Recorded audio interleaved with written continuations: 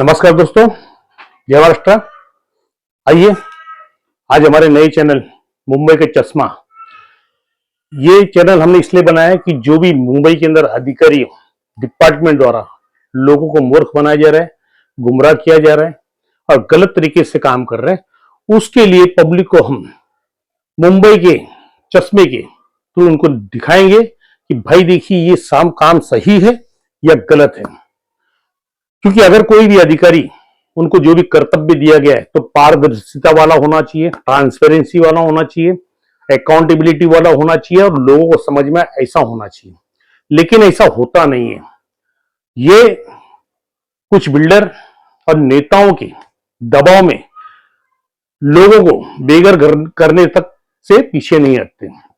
ऐसे ही मामला आया है नजर में, कोतवाड़ी भीमवाड़ा पुनर्वसन विकास समिति, ये सारे पुनर्वसन विकास समिति, इस एरिया के अंदर में तकरीबन 3,500 के करीब झुपड़े हैं।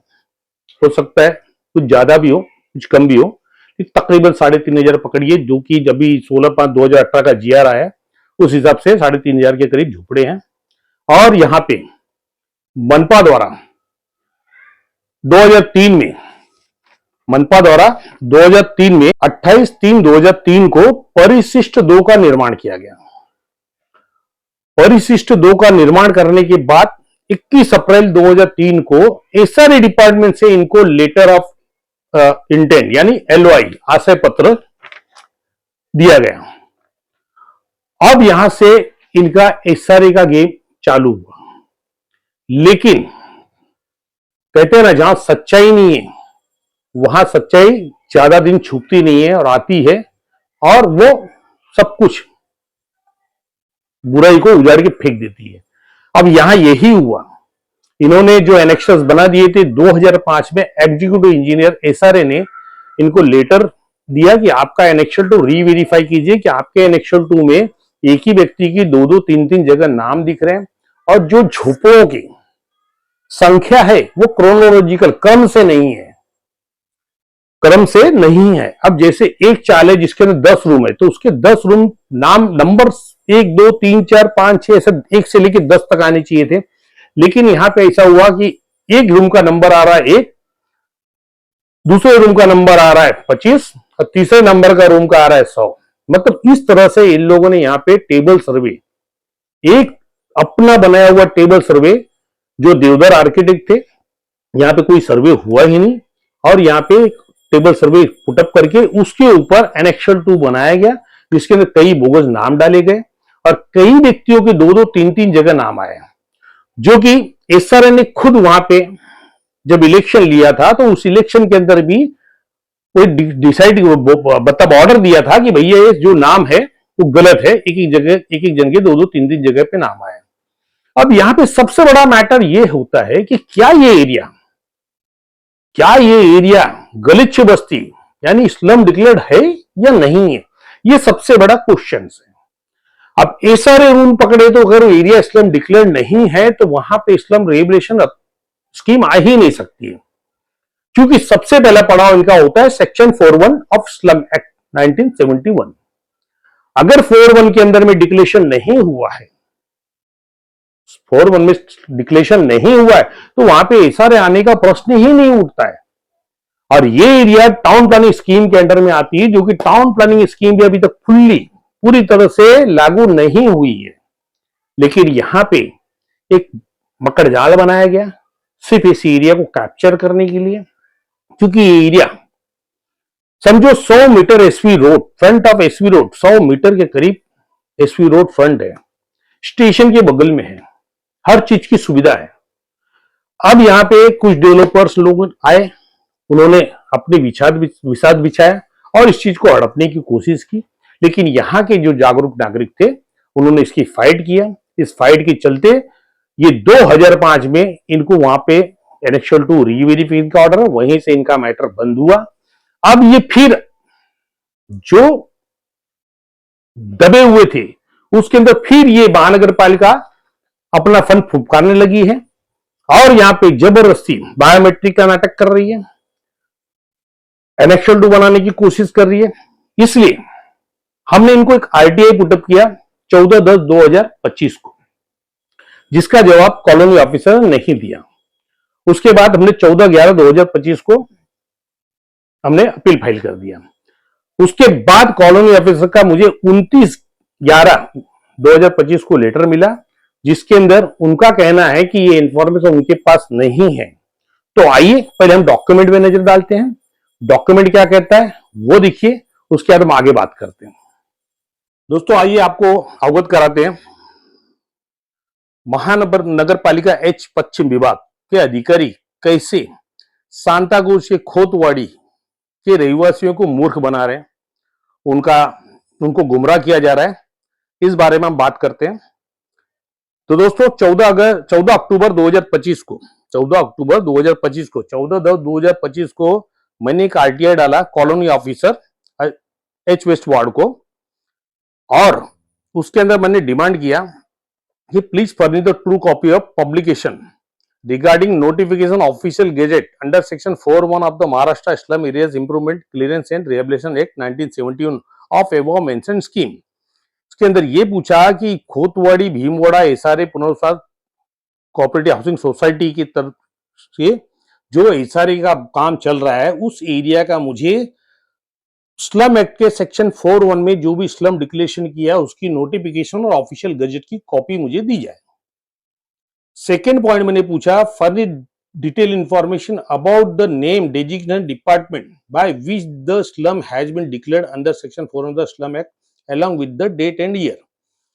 उसमें यह पूछा कि जो भी जिस डिपार्टमेंट ने किया उसका नाम, उसका पद और डिपार्टमेंट, और डेट और ईयर के साथ में मुझे बताइए कि इन्होंने कब और कैसे किया है। फिर सी में मांगा मैंने, please provide details of the types of slum declared by the authority, कि जो कौन सा स्लम डिक्लेयर किया गया है उस अथॉरिटी द्वारा, उसके बारे में मुझे जानकारी दीजिए।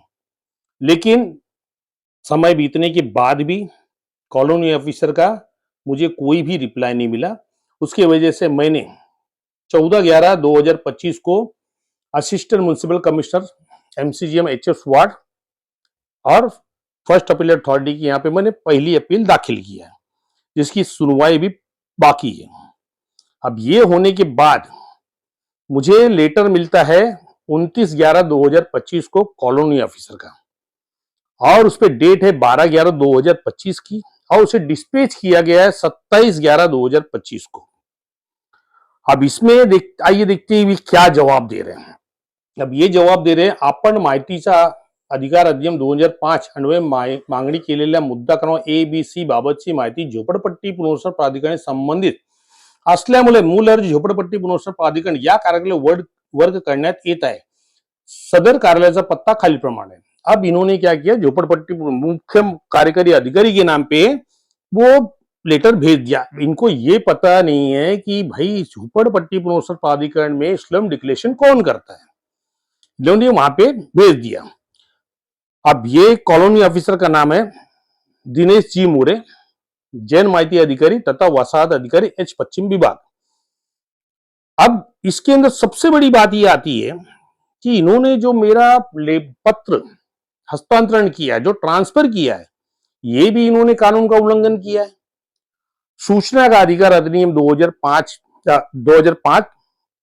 धारा 6 उपधारा 3 के अधीन कोई भी सूचना अगर किसी और डिपार्टमेंट संबंधित है और राज्य के अंदर अगर किसी और राज्य से है तो अधिकारी नहीं भेजेगा आपके एप्लीकेशन को, तो आपको जवाब दे देगा कि हमारे राज्य से संबंधित नहीं, आप वहां पे स्वतंत्र अर्जी करो। लेकिन राज्य के अंदर है तो उन्हें वो 5 दिनों के अंदर वहां पे ट्रांसफर करना है, और 5 दिनों के बाद वो को ट्रांसफर करने का कोई प्रावधान नहीं है। उनको वहां से सूचना मंगा के तब मुझे प्रोवाइड करना पड़ेगा, और जिसके लिए सेक्शन 54 और सेक्शन 55 आरटीआई का सेक्शन 54 और 55 के अधीन ये उस अधिकारी की सहायता मांगेंगे जो अधिकारी के पास ये सूचना है, और जिस अधिकारी से सहायता मांगेगी वो अधिकारी भी जन सूचना अधिकारी के कैटेगरी में आएगा इस मुद्दे पे।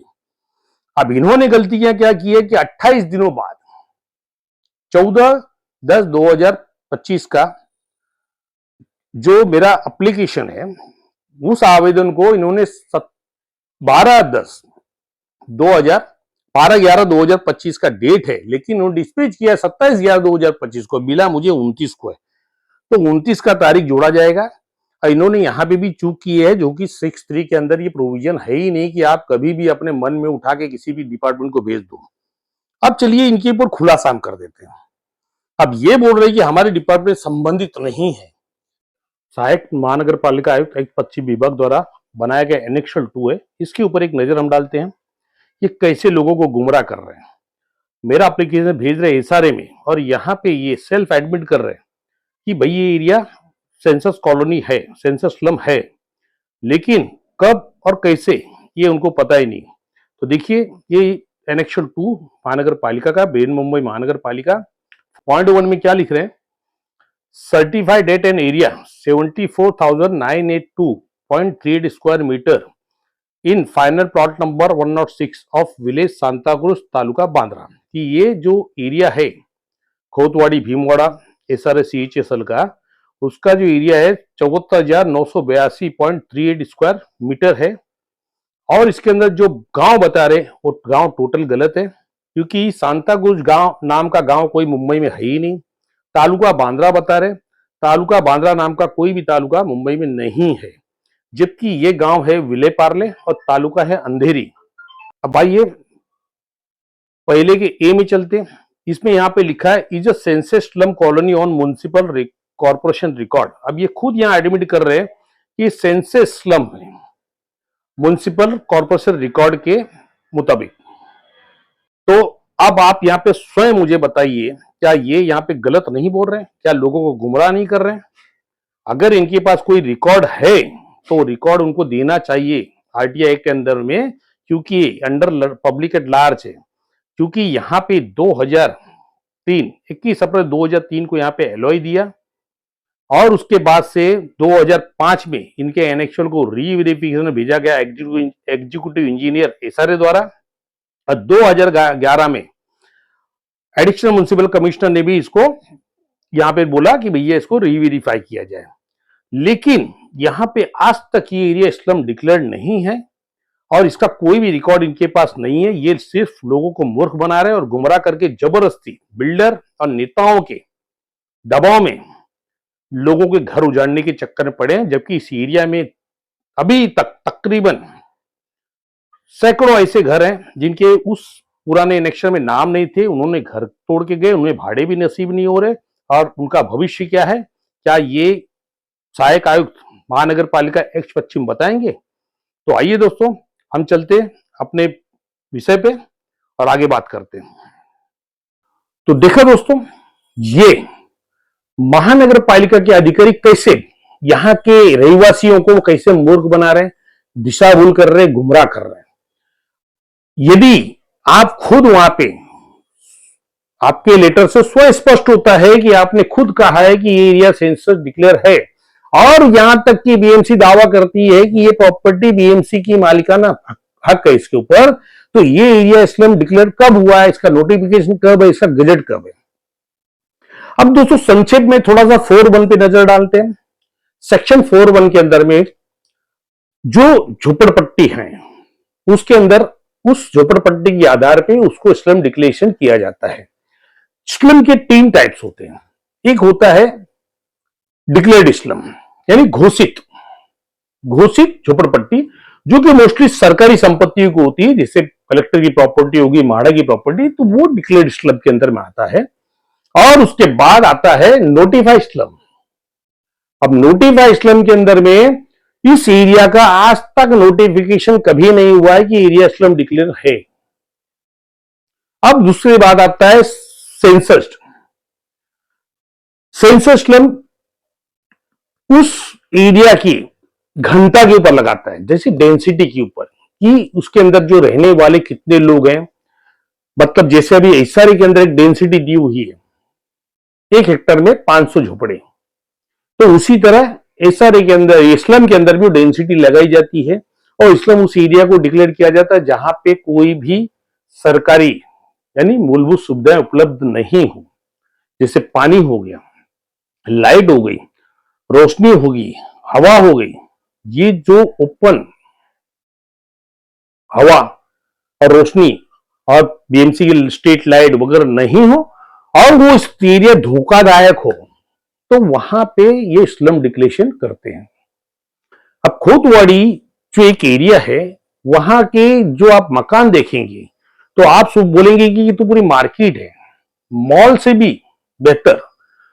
तो वहां पे स्लम की जरूरत क्या? लेकिन ये मात्र जानबूझ के बेवकूफ बना रहे लोगों को, क्योंकि मैं ये जानता हूं कि मैंने इसकी लड़ाई लड़ा हूं, ये एरिया स्लम डिक्लेयर है ही नहीं। मेरे पास और भी बहुत सारे एविडेंस हैं जो मैं फिर दिखाऊंगा, और मैं इस चीज के ऊपर लड़ाई 2000 से लड़ रहा हूं। और उसके बाद ये जब शांत बैठ गए थे तो मैंने भी बोला भैया अब शांत हो गए तो छोड़ दीजिए।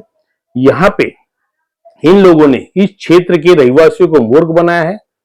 कोई भी डॉक्यूमेंट महानगर पालिका के पास नहीं है, कोई भी डॉक्यूमेंट नहीं। यहां तक कि महानगर पालिका कर दावा करती है ये प्रॉपर्टी हमारी। महानगर पालिका के पास ये प्रॉपर्टी कैसे आई, इसके मालिकाना हक कैसे मिला, ये इनको खुद को ही नहीं पता है। टाउन प्लानिंग डिपार्टमेंट के अंदर एमआरटीपी एक्ट सेक्शन 88C में कार्रवाई नहीं हुई है। 88C के हिसाब से कार्रवाई नहीं हुई है। तो बताइए, ये एरिया के अंदर में जब पहले नाम था advance builder, messrs advance builder मालिकाना हक था उनका, तो मेसर्स एडवांस बिल्डर से यदि इन्होंने प्रॉपर्टी एक्वायर किया तो अवार्ड क्या दिया है? इनके पास पूछेंगे तो ये कहते हैं कि हमने अवार्ड हम अपने आप को दे दिया। मतलब महानगर पालिका खुद को अवार्ड ले रही है।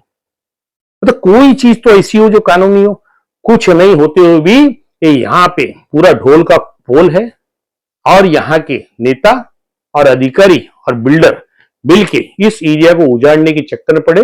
जबकि यहाँ 2003 में ही आज भी कम से कम 200 से 300 लोग ऐसे हैं जो बेघर होके पड़े, जो पुराने एनेक्शन में उनका नाम ही नहीं था, क्योंकि पुराना एनेक्शन अपनी मनमानी से बनाया था बिना सर्वे के, जो कि मैंने पहले आपको बताया। तो दोस्तों, आपसे रिक्वेस्ट है कि इस वीडियो को फैलाइए और वीडियो को सब्सक्राइब कीजिए, लाइक कीजिए, शेयर कीजिए, ताकि हम और भी अच्छी अच्छी वीडियोस आपको लाए और मुंबई का चश्मा की नजर से आपको दिखाए कि ये अधिकारी क्या काम कर रहे हैं। तो धन्यवाद दोस्तों, मिलते हैं अगली वीडियो में। जय हिंद।